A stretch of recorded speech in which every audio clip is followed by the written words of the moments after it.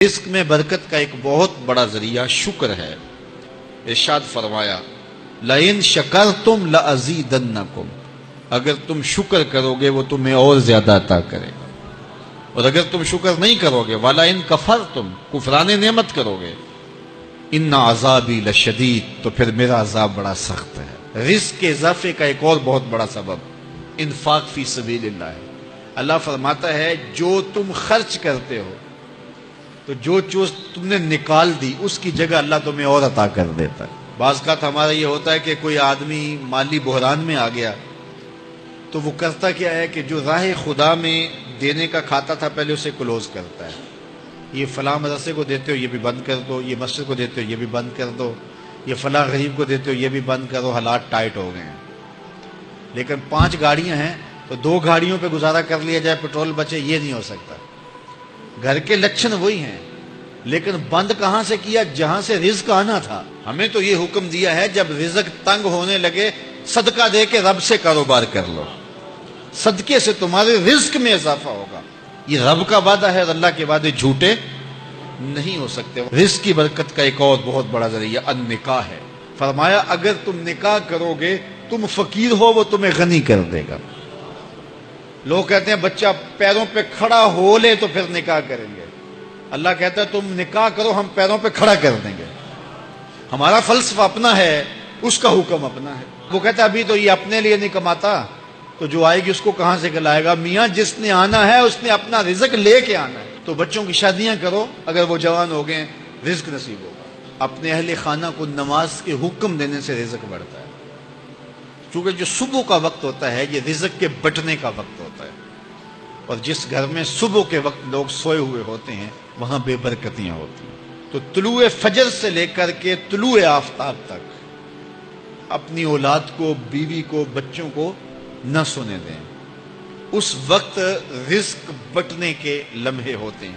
کثیر دعائیں مانگیں، تلاوت کلام مجید پڑھیں، اور نماز فجر مرد حضرات مسجدوں میں جا کے باجماعت ادا کریں، اور گھروں میں جو ہے وہ بیٹیاں بہنیں مصلے بچھا لیں تو اللہ کی رحمتوں کا نزول ہوگا۔ اب ایک حدیث میں رزق کے اضافے کا ایک اور نسخہ ارشاد کیا گیا۔ میرے حضور نے فرمایا جو شخص یہ چاہتا ہے کہ اس کے رزق میں برکتیں ہوں اور اس کی عمر میں اضافہ ہو تو وہ اپنے رشتہ داروں کے ساتھ سلوک اچھا کرے۔ رشتہ داروں کے ساتھ اگر اچھا سلوک کرو گے تو پھر تمہارے رزق میں برکت ہو۔ غریب ہیں تو ان کی مدد کرو، ان کی بیٹیوں کی شادیاں اپنے ذمے لے لو اگر اللہ نے آپ کو وسعت دی ہے، ان کی پریشانیاں بانٹ لو، ان کا قرضہ ہے تو اتارنے کی کوشش کرو، ان کو مشکلات سے نکالنے کی کوشش کرو۔ تم ان کو مشکلات سے نکالو گے اللہ تمہیں مشکلوں سے نکالے گا۔ تمہارے رزق میں بھی برکتیں ہوگی اور تمہارے مال میں بھی برکتیں ہوں۔ فرمایا بہتر صدقہ وہ ہے جو ناراض غریب رشتہ دار کو دیا جائے۔ اگر وہ پھنس گیا ہے، مجبور ہے، ناراض ہے، تو اس کو اگر دیں گے تمہارا نفس اس میں شامل نہیں ہوگا، تو یہ افضل صدقہ ہے جو ہر صورت میں قبول ہی قبول ہے۔ رزق کے اضافے کا ایک اور سبب الاحسان الی الضعفاء، جو کمزور لوگ ہیں ان کے ساتھ اس نے سلوک کرنا۔ الانفاق علی طلبۃ العلم، طالب علموں پہ خرچ کرنا، یہ بھی رزق میں اضافے کا سبب اور ذریعہ ہے۔ وہ حضرت بابا فرید نے کہا نا 6واں رکن دین کا روٹی ہے۔ گھر میں کچھ نہ ہو تو پھر نہ نماز اور نہ ہی دیگر امور کی لذت آتی ہے، تو یہ رزق فراواں اور وسیع اور مبارک نصیب کر دے اللہ۔ تو اس کے لیے ایک اور وظیفہ میں دیتا ہوں، اور وہ یہ کہ مغرب کے بعد 21 مرتبہ سورۃ الکوثر پڑھ لیں، کثرت ہو جائے گی انشاءاللہ۔ اول خدوشی پڑھ لیں، 5-7 منٹ لگتے ہوں گے، تو سورہ کوثر 21 مرتبہ روزانہ مغرب کی نماز کے بعد پڑھیں۔ اور اگر بہت زیادہ مسائل ہیں تو ہر نماز کے بعد پڑھ لیں، تو انشاءاللہ آپ دیکھیں گے کہ گھر میں برکتیں اترتی محسوس ہوں گی، انوار کا نزول ہوتے محسوس کریں گے۔